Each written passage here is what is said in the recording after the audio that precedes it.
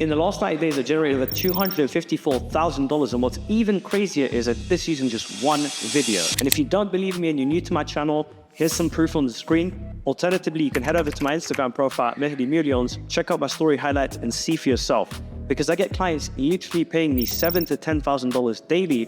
And the best part about it was I've generated over $3.3 million online using just my Instagram account, which only has 3,000 followers. In this video, I'm gonna break down everything that I did step by step to get results just like this. And at the end of the video, I'm gonna give you the strategies and framework so that you can monetize your account, start closing deals, and making some money. But in order for this to work, we need to start at the beginning, and that is phase one. Okay, welcome to phase one. Now, before we get into this phase, I wanna share a quick story of why this works so well. Okay, so by now you should already have an offer for this to work for you, and the whole goal of this is to get you more clients for your offer and really help you monetize your Instagram and start making some more money. Now, before we do that, you need to have an offer. If you don't, here's a video that I've recorded that you can watch that's going to give you more clarity on the best way to create your offer. And with that being said, I want to share a story with you. So I remember, I think it was maybe 2018 or 2019. During that year, it was Ramadan, I'm fasting. So my work schedule was a little bit crazy. I'm taking calls for my offer from around 8 o'clock to about 4 or 5 in the morning. And there was one day in particular, I remember I was pretty much exhausted from an entire day of fasting. And I was taking back-to-back calls, just offering my program and service to clients or potential clients. And every time I spoke with these people on the phone, that night, there was a 100% sharp rate. And every person had given me every excuse under the sun. I don't know you very well. I don't trust you very well. I don't believe this thing's gonna work for me. I've tried things like this in the past. It hasn't worked. It's too expensive. I don't have the time for this, etc. Every excuse that you could possibly think of under the sun, I experienced that day, and I made 0 sales.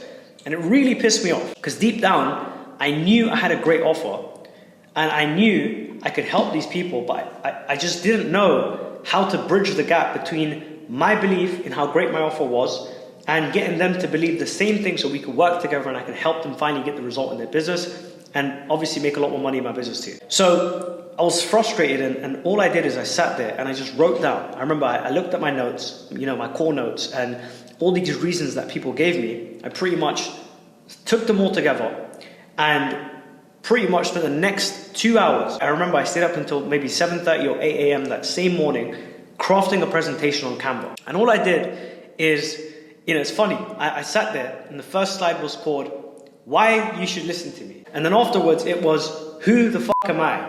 And why should you listen to me? And then finally I would start to take all the reasons as to why they would potentially not buy my stuff when I offer it to them on the phone. And I started to flip them around. And there's a famous quote by Charlie Munger. If you don't know who Charlie Munger is, he's an absolute beast in the business space, or was, rest in peace. And he had a famous quote where he says, always invert. Because if you can take the 5 or 10 biggest reasons that someone wouldn't want to buy your stuff and you can flip them around, the only option left is for them to buy your stuff. And when I realized that, I remember the next month I tested this exact presentation and I went from being stuck at around $7,000 to $10,000 a month, on a really good month, 15 to 20, to my first $50,000 month. I had the same amount of leads, I had the same amount of calls, I had the same traffic quality. The only thing that was different is this new VSL that I had created. And when I realized how powerful this video was, I only started to improve it, create new versions, refine it, do more research. And as I continued to do that, I tested it for my clients. And if you've watched this client interview with Larissa, she's done well over $45,000 now. And one of the core components inside of our business that we changed was the VSL. So after refining it, now I've pretty much done an in-depth breakdown and study of why this thing works so well, individual components that make it so effective. And here I am sharing it with you so you can hopefully get rich too.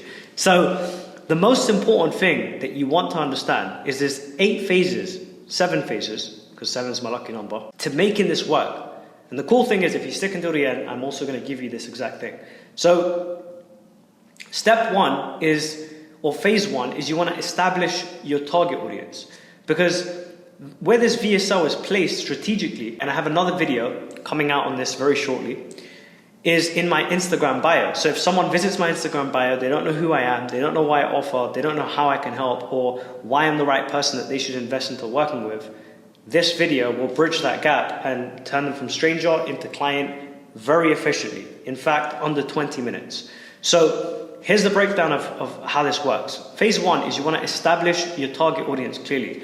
There's a very interesting quote I read from William Brown's book where he said, the riches are in the niches. I like to say niches, but he said, the difference between making $25,000 a year and $25 million a year is your understanding of your target audience. Which is why I want to share with you 11 questions that you want to ask yourself to be extremely clear on to have the best idea on your target audience. Obviously, we have simple things like the approximate age, the gender. Now, deepest desires, very important, because people gravitate towards their deepest desires and away from their deepest pains. What keeps them up at night? What keeps them in bed thinking, if I don't fix this thing, I'm completely fucked? If you can have a very good understanding of that, you're never going to have an issue attracting clients or having the perfect message crafted in your VSLs that's going to allow you to convert like crazy. What happens in their life on an hour by hour basis? Now, I know this one sounds extremely, excessive or almost extreme, but if you had that level of clarity on your target audience, imagine how much easier it would make it to speak with them. I did this training exercise, and after doing it, all my sales calls had a drastic improvement. Every time I'd speak to someone, the one thing that everybody said to me is, you get me, you understand my business. No one's ever, understood my business or my struggle the way that you have. And that creates a new level of authority and expertise in the eyes of your potential clients. What time do they wake up and go to bed? What websites or social media platforms do they use? What do they think when they see your ads or see your profile on social media? What are their buying habits? What is it that triggers them to buy? What are previous things that they've bought, and why have they bought those things? Because if you understand why someone has previously purchased something before, you will unlock the buying triggers that you need for them to want to purchase your stuff. Give you a perfect example. Look at Andrew Tate. This guy buys supercars for a living. He goes out there and purchases supercars.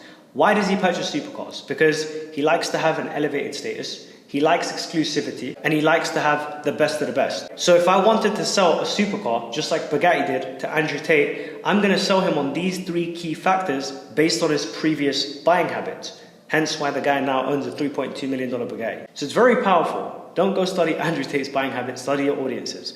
So once you have more clarity on that, the next thing that you want to define is your core offer. And I'm not going to give you some boring exercise where I'm going to tell you, write down like 10 things about your offer. The key to defining your core offer is understanding 3 things about your offer that if you were to remove everything else, it would be well worth the money. Even more powerful, if you can identify one thing that makes your offer so valuable that if that was the only thing you offered for the same price that you charge, it would still be worth the money. And I want to explain to you why this works so well. I remember when I first started consistently closing, I started to ask my clients a question. The minute they put in their credit card details and the payment was successful, the one question I would ask them is, what is the number one reason as to why you purchased from me today? And over 300 clients, I've asked them this exact question.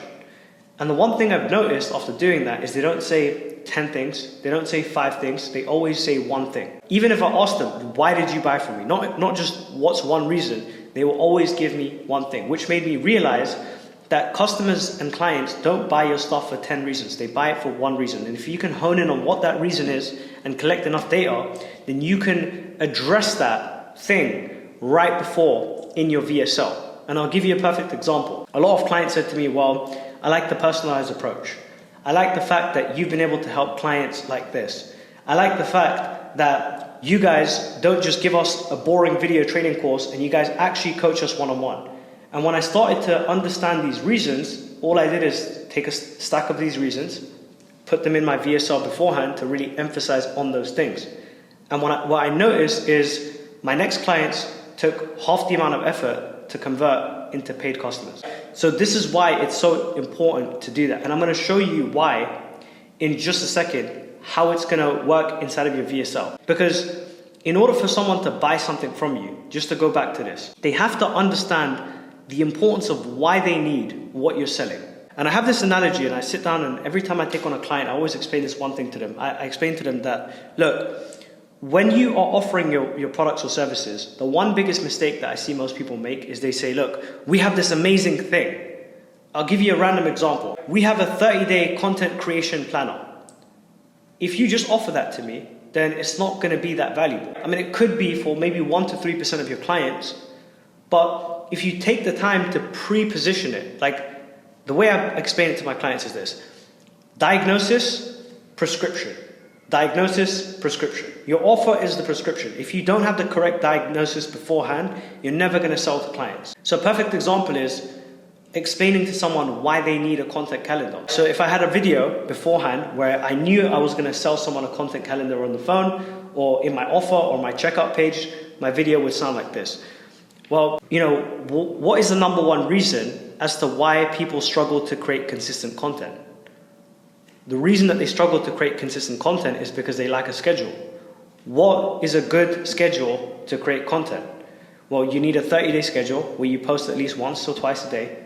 And in order to create that 30-day schedule where you know exactly what to post once or twice per day, you're going to need to have content ideas planned out. A good content calendar consists of X, Y, and Z. So what I've essentially done is I've broken down why it's important, what problem it's going to cause if you don't have this thing, and then more importantly, what the perfect version of this thing looks like.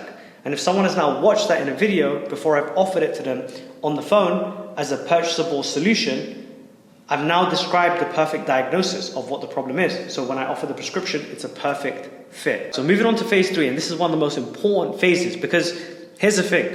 When I was on the phone to my potential clients offering my paid service, the number one reason as to why they wouldn't buy is because of their existing beliefs about what it took to get to their end outcome.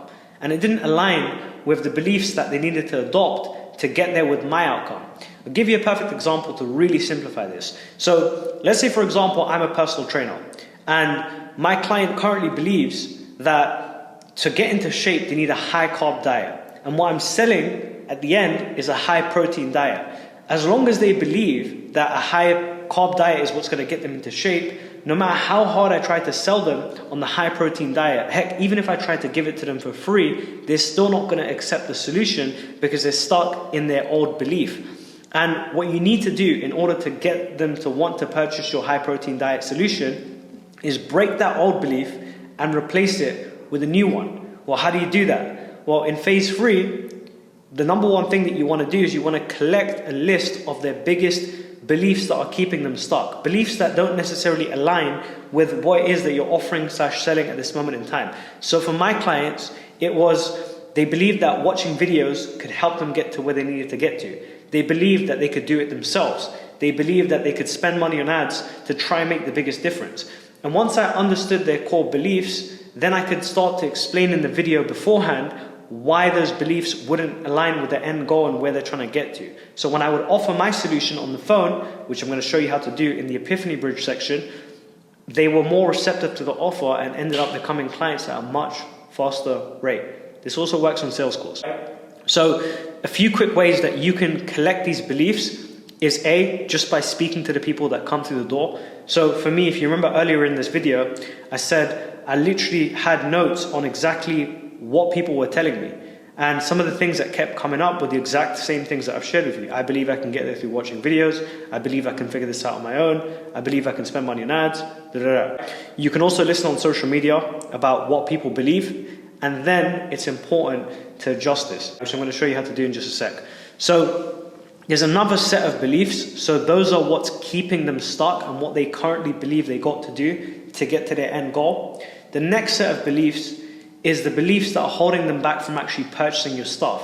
For example, it's too expensive. Number 2, they're a special snowflake and it's not going to work for them. Number 3, it's the same as everything that they've purchased before. Or number 4, they don't have the time or the resources to actually implement what it is that you're about to share with them. Because no matter how good your offer is, if someone still deep down believes it's too expensive, they're never going to purchase. If they believe that it's not going to work for them, they're never going to purchase. So again, you want to write down 4 beliefs that they have. You can even use some of these ones because they're common and they're kind of universal. Okay, next up is phase 5, and this is where it all ties together. It's your Epiphany Bridge story. Now, what I want to do very quickly is I want to explain to you what an Epiphany Bridge story is, how I discovered it, and more importantly, how you're going to be able to use it. So for a long time, I was trying to sell my offers. I was trying to target people's beliefs. And the reason I've got you to write down your target audience, their biggest desires, where they're stuck, why they're stuck without your product, and more importantly, the beliefs that are going to hold them back from purchasing your stuff, is the problem I would face is I'd go head on and explain to someone, you need to invest into yourself. And all that would do is create more resistance. Until I sat there and I researched several webinars, I broke them apart, webinars that would sell over $1 million to $2 million from a single 40-minute presentation. And I studied Russell Brunson's book, Expert Secrets, from start to finish. And the most valuable lesson that I learned is creating what I like to call it an Epiphany Bridge story. And what he shared in that example is how stories sell. So I'll give you 2 examples and I'll let you decide which you think works better. Hey, you need to invest into my program because it's going to help you get to where you want to get to. That's number 1. Or number 2, if you were to sit there and say to someone, look, I totally agree with you. Investing into yourself can be extremely expensive. In fact, when I first started out, just like yourself, I wanted to get into the best shape of my life, but I realized personal trainers were way too expensive. And for a long time, I believed that if I spent this money, it might put me at a loss, it might not work out for me, it might not do this. And what I realized is if I kept in that mindset, I would never get into shape. I would still be out of shape, I would still have a lack of energy, I'd still have a lack of focus. This is when I decided that I need to do something different. So when I came across the right personal trainer, I noticed that they had these 3 things that would make them well worth the money. So when I made a decision and I invested into working with them, here's the results that I got. What you've essentially done in the second example is you've created a story that wraps around their current beliefs that are keeping them stuck, their current objections, why you decided to move forward with the thing anyways, and the payoff that you saw, right? Now, if you watch many webinars, if you watch many sales pitches, if you've been to many events, they all use the Epiphany Bridge story framework. So that's why it's so effective, because you share something in a storytelling format. And from the time that we've been little kids and we've been trained to learn certain lessons, we're wired to learn from stories and adopt new beliefs. And this is why the framework is so effective. So the question is, how do you use it? Well, you want to start off with a backstory, like a relatable backstory to your target audience. So for example, I started a business selling fitness coaching, and I spent hours creating the modules and putting all the right content together. And you insert your relatable desires. So maybe your target audience also has a desire to get their first 10 high-paying clients.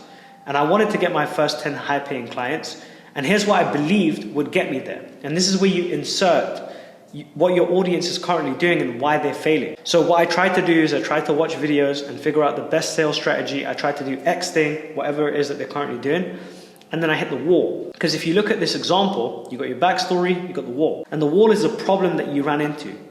When I tried to do these things, when I tried to just watch videos and I tried to do this other thing you're currently doing right now, I was unable to sell my products. No matter how many sales calls I took or how much traffic I generated, I still was left in a position with no sales. There's always 2 problems that you want to hit. The first one is an internal problem, because everybody has 2 sets of problems. You have an internal problem, which is the emotions, feeling, and personal fulfillment.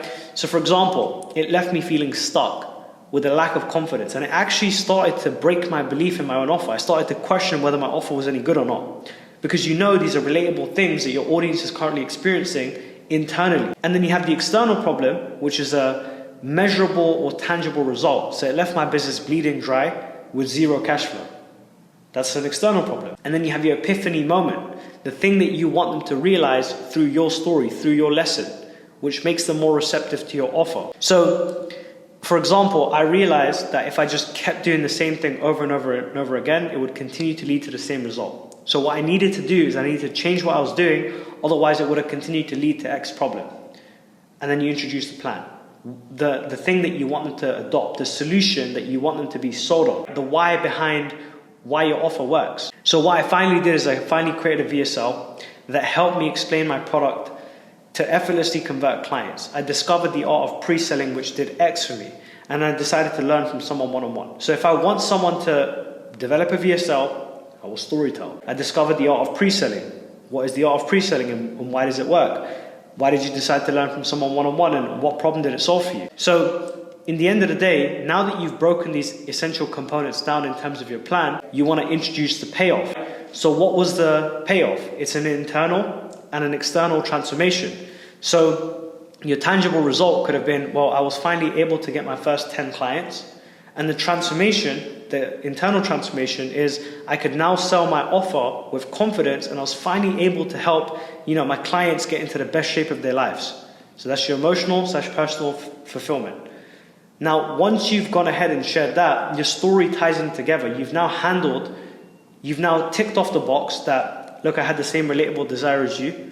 I also believe the same things that you currently believe will get me the results, and it led to this massive problem, which is why I needed to change what I was doing. And when I changed it to X plan, this plan that is so new, so refreshing, so amazing, then I started to get the exact results that you're after. And one thing that I've personally tweaked to Russell Brunson's strategy to make it so much more effective in selling my offers is the mission statement. So why your story has inspired you to launch your offer, and why you want to help other people achieve their dream transformation. So for example, I realized that watching videos and trying to figure it out on my own just wasn't effective, which is when I decided that when it worked for me, imagine how many other people I could impact or help with this thing, which is when I launched the X system. And it's done this for me. Then you can introduce your case studies and testimonials. Because if you remember earlier in the video, what did we say? We said that one of their biggest beliefs that's holding them back from buying your thing is believing that it works. Believing that it will work for them. Now, because you've shared a relatable story, they can now see how it can work for them. And now that you're introducing other testimonials and other success stories with the Epiphany Bridge framework, people are going to be like, wow, that makes a lot of sense. It hasn't just worked for you, it's worked for this person, that person, and that person. And even when you're sharing the client success stories, you want to do this in a very specific way. So before using our product or service, this person was struggling with X specific issue. And another tip is when I share client testimonials, I like to share, because 90% of your clients are always going to have objections before buying your stuff. It's just how the game goes. What I like to do is I like to say, well, look, for example, before we work with Justice, his biggest hold up to working with us is he believed it was too expensive. Do you see how we're using the Epiphany Bridge framework? He believed it was too expensive. He was worried it wasn't going to work out for him. He was worried it was similar to everything that he tried in the past, until he sat down with us and we built him X plan. When we broke down X plan, he began to realize how much more different it was, that it could work for him. Once we finally decided to get started, we were able to overcome X problem and achieve X result. So what you're doing is you're using your clients' testimonial stories to pre-handle any objections that they have. Because now you understand what the beliefs keeping them stuck from buying your stuff are, so you can handle them in an example of a client success story. So once you've successfully used the Epiphany Bridge story inside of your VSL, it's going to massively, massively change their perspective walking into the call. And another thing that you want to do is, after you've shared the story, you want to take their 3 biggest beliefs about investing into working with yourself and create requirements for your session. I'll give you an example. So, A, you must be open-minded to a new perspective, because you want them to shed their old beliefs. You must be willing to invest into yourself and storytell and explain why investing into yourself has changed your life or your clients' lives. So before they ever speak with you about your offer, you've already handled the main concerns as to why they're not willing to invest, about why they're stuck on their old belief systems, etc. And the final thing that you want to conclude, which is phase 7, is you want to have a call to action. Now, when I first started testing the VSL out, and it got me to over $50,000 a month, there was 2 small tweaks that I made that allowed me to go from $50,000 to over $100,000 a month, and this is what they were. The first thing that I did is I would set them action steps, because there's a rule called the 7 interaction rule. The more interactions that you can increase with your potential clients, the higher the chance of them purchasing with you are. So with that rule in mind, I gave them 3 steps to do after watching this video. The first one is watch client testimonials. So we'd have client testimonials below this video, which would A, build up a lot of credibility, build up a lot of trust, build up a lot of perceived value, and share with them that we can actually help them achieve their desired situation. And then the next one would be to actually watch a client interview, where I would strategically sit down and ask my clients that have worked with us and got results specific questions. Like, what was your biggest concerns before investing with us? Why did you trust us? We were complete strangers. I asked them hard and difficult questions to demonstrate to my potential clients that haven't yet worked with me why they can trust us to work with us. And then finally, message us back prior to the session after consuming all this content to let us know what stood out to them. So they have an opportunity to say, look, I watched your video. The number one thing that stood out to me from your video was this specific part. And whatever that specific part that they share with us is their buying triggers, is the reason that they want to attend this session. So for example, they could have said, well, when you talked about the fact that watching videos alone wasn't enough, I could really relate to that because I hate watching videos. And I would love to have someone that I could work with one-on-one. Now I know for that person walking into the conversation to learn more about our offer, the number one thing that they want is a one-on-one coach. So if I emphasize more on that and I dig deeper on that point, then there's a much, much higher chance that they're going to convert and become a client. So this is the 7-phase ultimate VSL framework that has helped me generate over $3.3 million online and counting. So if you've got a lot of value from this video, smash that subscribe button, okay? And if you want the access to this exact step-by-step 7-phase framework, then click the description below and I'll send you over a copy so that you can craft your ultimate VSL script. And I promise you this, once you implement this in your business and you do it correctly, getting clients is going to become a walk in the park. So anyways, it's been Mehdi. I'll see you in the next video. And whatever topics you guys want to see in the next videos, comment below and I'd love to break it down.